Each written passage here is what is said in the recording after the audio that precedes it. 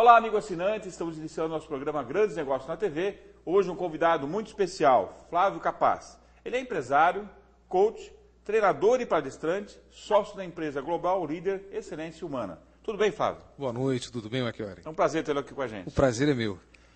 Flávio, você é uma pessoa que, pelo seu currículo, pela sua história, você sempre viveu intensamente, né?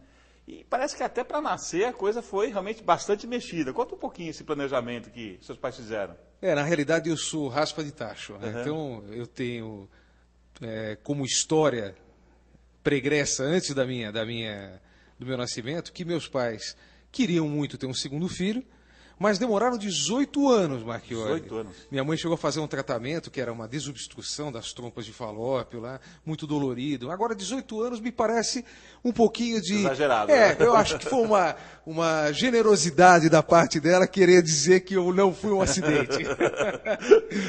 Então quer dizer que houve todo esse planejamento até que você fosse concebido e viesse ao mundo. Bacana. Exatamente.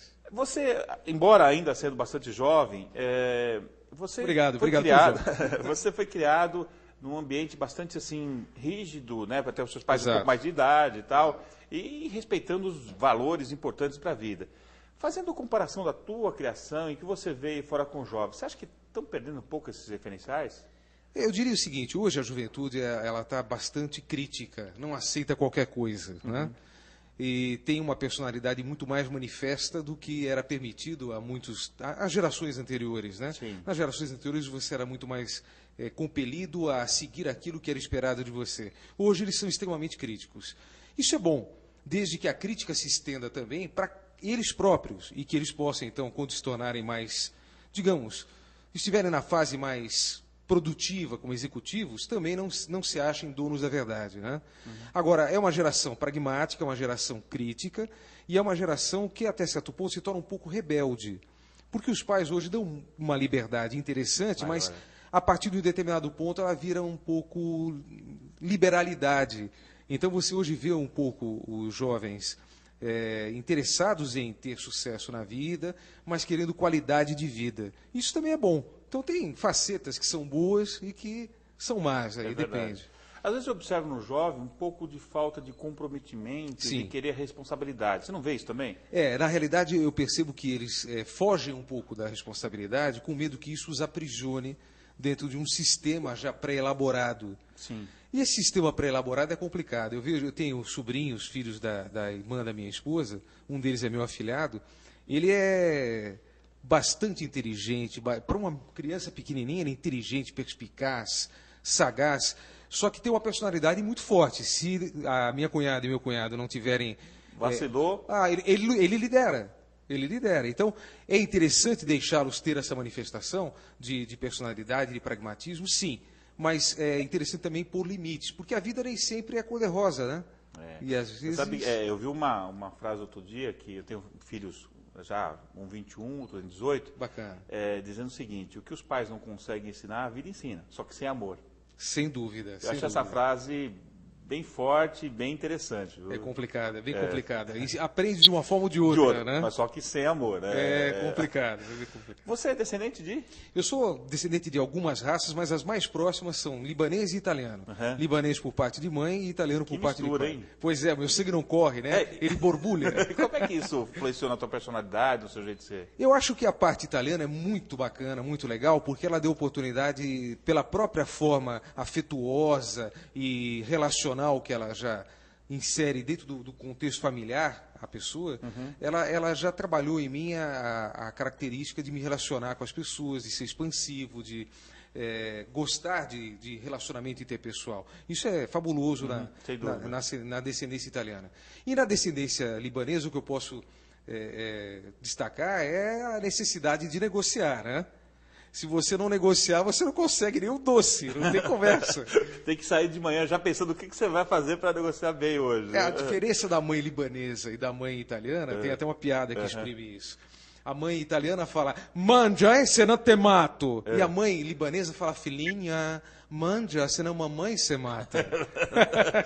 Então já usa ali a chantagem emocional. Verdade. Né? E você misturou os dois, ficou um negócio meio... Cara, eu acho que eu peguei algumas características interessantes, algumas boas, outras nem tanto, mas... É verdade. Mas eu vi também no seu currículo que você sempre se preocupa muito com a sua formação técnica, que Sim. você tem um foco bastante interessante nisso. E isso contribuiu bastante na sua formação profissional? Sem dúvida. Na verdade, a minha formação se tornou um tanto quanto eclética, mas ela veio à medida que a necessidade gritava. Então, eu tive meus gostos, sim, meus interesses pessoais, sim, mas eu procurei sempre um respaldo de conhecimento para aquilo que eu estava praticando, que eu estava fazendo.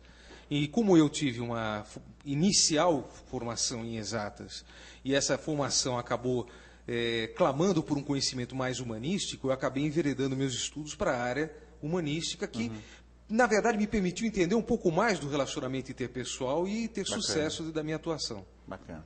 E aí você teve um dado momento que você se despertou na área comercial. Aí o sangue libanês estava fervilhando um pouco mais forte. Não teve como fugir, né? Não teve. Como é que foi essa... Foi bacana, cara. Eu, na verdade, eu fiz um curso técnico numa escola técnica federal de mecânica e aí fui para processamento de dados.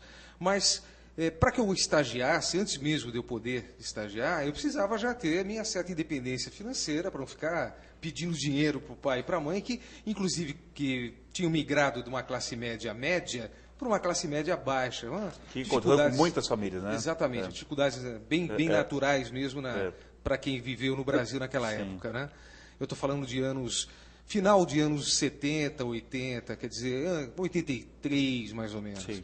E aí eu tinha como alternativa uma vaga de trainee em vendas. Eu falei, sou extrovertido, fico 6 meses nisso e depois vou acabar estagiando na área que eu estou fazendo faculdade.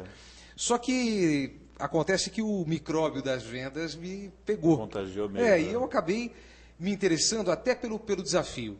Porque eu entendo que gostar de desafio é uma característica inerente a você ter chance de ter sucesso, quer seja como colaborador ou como empreendedor. E essa é uma característica minha.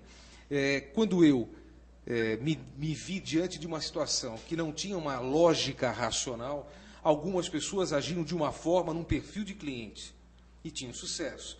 Outras pessoas agiam de forma análoga num perfil muito semelhante, quase igual, e não tinham sucesso. Eu falei, peraí, qual é a racionalidade disso? É bruxaria? O que é? E, na realidade, a explicação para isso não está em ciências racionais, mas em ciências humanas. Psicologia, antropologia, sociologia, você começa a entender o porquê dos relacionamentos serem mais fáceis ou mais difíceis e começa a estudar essa infindável fonte de estudo que é o ser humano. Né? Você comentou brevemente que se especializou em algumas áreas.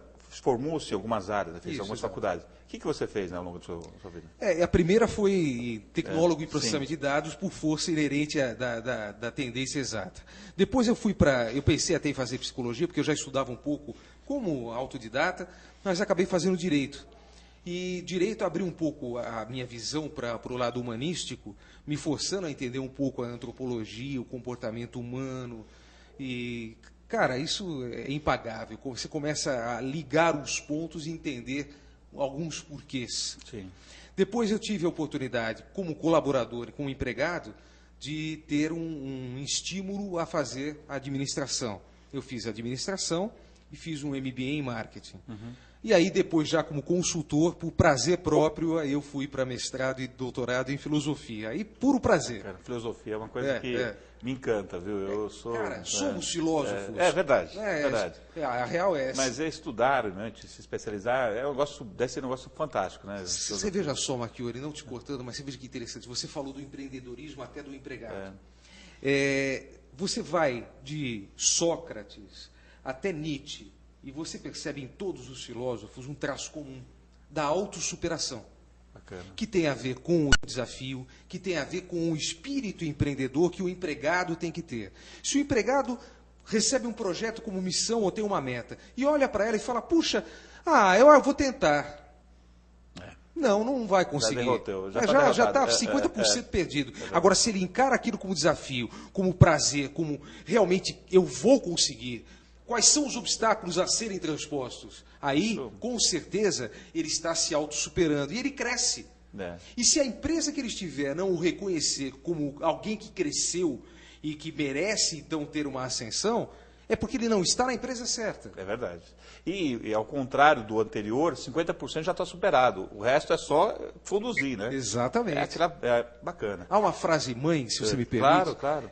Que é de Franklin Delano Roosevelt e que eu adoto como a minha frase mãe, o meu norte.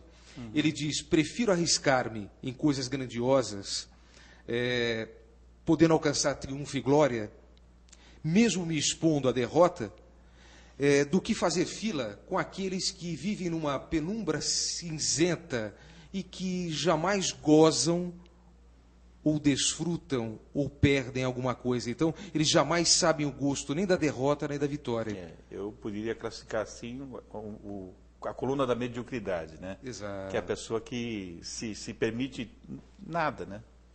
Vive a vida o traga, né? O fuma, ele é consumido pela vida, ele não vive. É verdade. E eu acho que para você ter qualidade de vida, você tem que ter prazer. Certa vez eu ouvi, não vou me lembrar agora qual é o autor do comentário, mas que o teu trabalho tem que ser um hobby remunerado. E é claro que isso não pode ser inicialmente, porque enquanto você se qualifica, você não tem como escolher nada. É verdade. Muitas vezes você se deixa levar pelas oportunidades para sobreviver. Sim. Mas se você está numa situação em que você não está satisfeito e você procura uma qualificação, e aí você vai dando um rumo para algo que te dá prazer e que se torna algo divertido e que ainda te remunera, você se torna uma pessoa feliz. É verdade, concordo plenamente. Você trabalhou em grandes corporações, né, empresas fantásticas, grupos fantásticos. Como é que você classifica, assim, considera essa experiência profissional adquirida por longo desse tempo? Eu diria para você que é muito enriquecedora, porque alguns aspectos já me chamavam a atenção como exemplos positivos. Eu tive líderes fantásticos e exemplos negativos. Eu tive líderes que mal entendiam bem o que era liderança, eram mais chefes. Mas, de uma forma ou de outra, como exemplos positivos ou negativos, que eu enxergava à época, eu tive a oportunidade, depois de voltar à fita, e entender um pouco mais do porquê daqueles comportamentos. Algumas vezes as pessoas agem de uma determinada forma, não por maldade, não por crueldade, mas por desconhecimento, por falta de uma lapidação maior. Né? Exato, de preparo mesmo. Então, eu entendo que a experiência corporativa ela é extremamente interessante, desde que a pessoa pratique a autocrítica. Se ela se criticar, aliás, eu costumo dizer em treinamentos que o primeiro sinal de um profissional estar crescendo é ele se criticar. Bacana. Flávio, pequeno intervalo agora. Pois nós não. temos que realmente recomeçar num novo bloco depois.